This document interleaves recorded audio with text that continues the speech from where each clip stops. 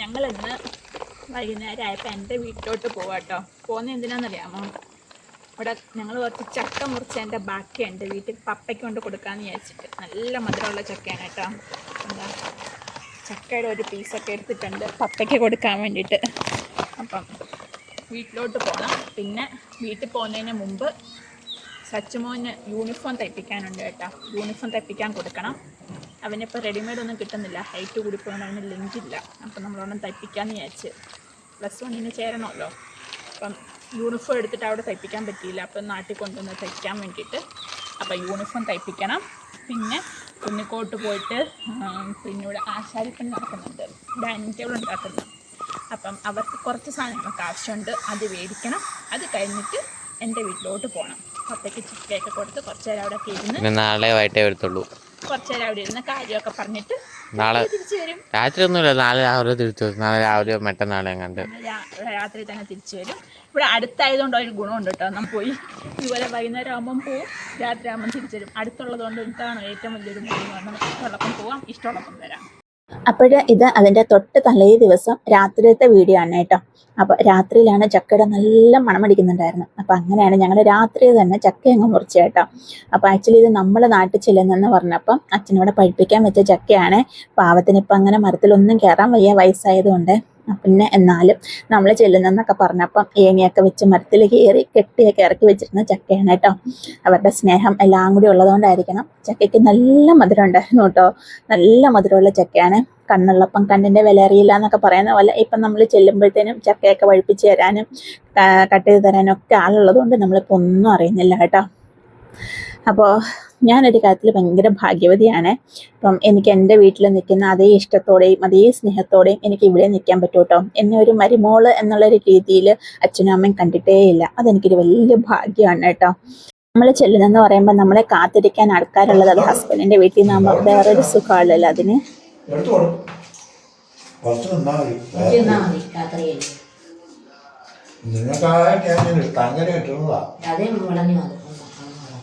അപ്പോഴേ അച്ഛൻ പറഞ്ഞത് കേട്ടില്ല, തങ്കരം വെച്ചിരുന്ന ചക്കയാണെന്ന്. ശരിക്കും അതങ്ങനെ തന്നെയാണ് കേട്ടോ. അച്ഛൻ അങ്ങനെ തങ്കരം വെച്ചിരുന്ന ചക്കയാണ്. ഇപ്പോൾ അച്ഛനും അമ്മയൊക്കെ പറയാറുണ്ട് എന്തോരം ചക്ക ഉണ്ടായിരുന്ന വീടാ എന്ന് കേട്ടോ. കാരണം എന്താണെന്നറിയോ, ഞങ്ങൾ മേളിൽ വീട് വെച്ചപ്പോൾ അവിടെ കുറച്ച് പ്ലാവും മാവും കശുവണ്ടിയും ഒക്കെ ഉണ്ടായിരുന്നു കേട്ടോ. അപ്പം അതൊക്കെ മുറിച്ച് കളഞ്ഞിട്ടാണ് ഞങ്ങളവിടെ വീട് വെച്ചത്. അപ്പം ഇപ്പോൾ ഉള്ള മരത്തിലൊക്കെ ആണെങ്കിൽ കായ്ക്കുന്ന ചക്ക അങ്ങേറ്റവും മുകളിലാണ് കേട്ടോ. അപ്പം അച്ഛനെ കയറാനൊക്കെയുള്ള ബുദ്ധിമുട്ട് കാരണം അതവിടെ കിടന്ന് പഴുത്ത് അളിഞ്ഞ് ഈച്ചയൊക്കെ കയറി താഴെ വീണ് കിടക്കുകയാണ് കേട്ടോ ഫുള്ള്. അതാണ് അച്ഛനും അമ്മ പറഞ്ഞുകൊണ്ടിരിക്കുന്നത്. നേരത്തേക്കാണെങ്കിൽ ഇഷ്ടംപോലെ ചക്ക ഉണ്ടായിരുന്നു എന്ന്.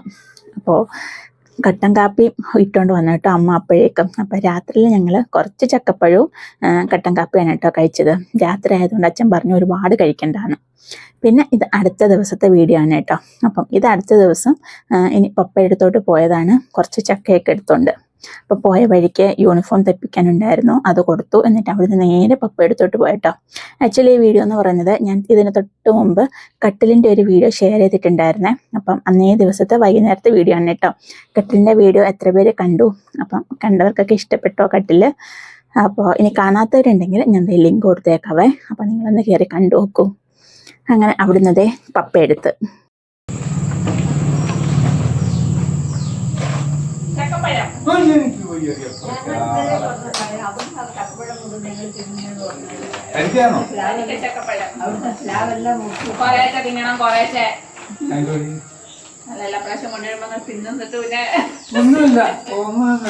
അങ്ങനെ ചക്ക എന്ന് പറഞ്ഞപ്പോഴത്തേനും പപ്പ നല്ല ഹാപ്പി ആയിട്ടോ. അപ്പോൾ അമ്മമ്മ അതാണ് ഏട്ടാ പറഞ്ഞത്, എല്ലാ വർഷവും ഞങ്ങൾ അവിടുന്ന് ചക്കപ്പഴം കൊണ്ടുവന്നിട്ട് അത്രേ കഴിക്കുന്നത്.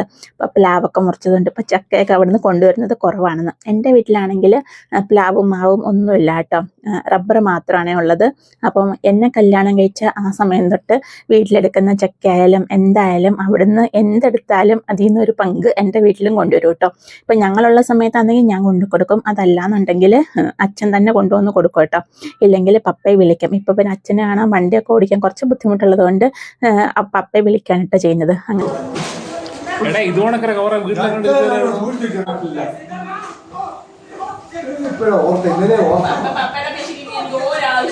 കണ്ടോ കണ്ടോടി 5 കിലോ കടന്നെടുത്ത് ചോന്നെടുത്ത് ഇവിടെ കൊണ്ട് വെച്ച് ഇപ്പൊ നോക്കോ കുശുമ്പോ നോക്കോ ഡാൻസ് എന്ന് പറഞ്ഞാൽ അറിയില്ല. അതാ കുട്ടിയെടുത്ത് അതോ ഇവിടെ അതോ ഇല്ല കുന്തമെടുത്ത് വണ്ടിക്ക് വെച്ചപ്പം കൂടാരം പോലെ അവരുടെ മുകളിൽ ഇരിക്കുന്ന എല്ലാം കൂടെ. അപ്പോൾ എല്ലാം പറക്കി എവിടത്തെ വെക്കും എല്ലാം കൂടെ അവിടെയും കുത്തി സാധനം കൂടെ ഇല്ലായിരുന്നോ? ഇത് ഒരുപാട് എവിടെയായിരുന്നു എന്താ തോന്നുന്നു വണ്ടിക്കകത്ത്. അപ്പോഴേ പപ്പ പറഞ്ഞത് അവിടെ അനിയത്തിയുടെ വീട്ടിൽ നിന്ന് കുറച്ച് സാധനങ്ങളൊക്കെ എടുത്തിട്ട് വന്നിട്ട് അവിടെ ആരും ഇല്ലാഞ്ഞതുകൊണ്ട് അപ്പം അതിൻ്റെ കൂട്ടത്തിൽ വാഷിംഗ് മെഷീനൊക്കെ ഉണ്ടായിരുന്നു. അപ്പോൾ വാഷിംഗ് മെഷീനൊക്കെ എടുത്തുകൊണ്ട് വന്നത് ഇവിടെ വാഷിംഗ് മെഷീൻ ഉള്ളതുകൊണ്ട് പപ്പ എനിക്കതങ്ങ് വീട്ടിൽ കൊണ്ട് തന്നെ കേട്ടോ. അപ്പം എല്ലാ പ്രാവശ്യം വരുമ്പം അവിടെ വാഷിംഗ് മെഷീൻ ഇല്ലാത്തതുകൊണ്ട് ഞാൻ 2-3 ദിവസമൊക്കെ കൂടിയിരിക്കുമ്പോൾ ഈ കവറിലാണ് കേട്ടോ തുണിയെല്ലാം വാരി വെച്ചിട്ട് പപ്പ എടുത്ത് കൊണ്ടുപോയി കഴുകിയിട്ടാണ് കൊണ്ടുവരുന്നത്. അപ്പോൾ പിന്നെ നാട്ടിൽ ചെന്നിട്ട് നമ്മൾ ലീവ് കഴിഞ്ഞ് തിരിച്ച് വരുമ്പോഴും ലാസ്റ്റ് 2 ദിവസത്തെ തുണി ഞാൻ പപ്പയെ ഏൽപ്പിച്ചിട്ടാട്ടോ വരുന്നത്. പപ്പ അതൊക്കെ കഴുകി മടക്കി നല്ല സെറ്റ് ചെയ്ത് വെച്ചിട്ടുണ്ടാവും.